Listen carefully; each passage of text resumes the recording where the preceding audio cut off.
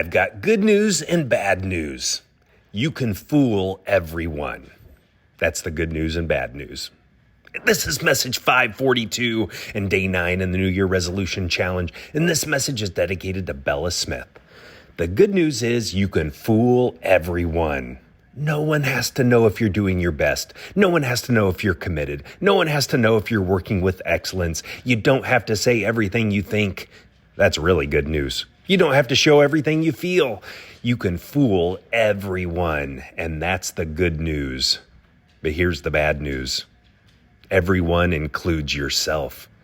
You can fool yourself into thinking you're doing your best. You can fool yourself into thinking you're fully committed. You can fool yourself that you're working with excellence. You can fool yourself that your outer world is in sync with your inner world. You can fool yourself, and that's bad news.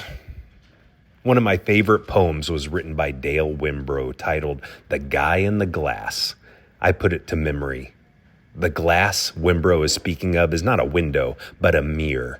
So the guy, and it could just as easily be read gal, is yourself. I changed a few things from the original, and I'll leave out one stanza, but the poem goes like this. When you get what you want in your struggle for self, and the world makes you king for a day, then go to your mirror and look at yourself and see what that guy has to say.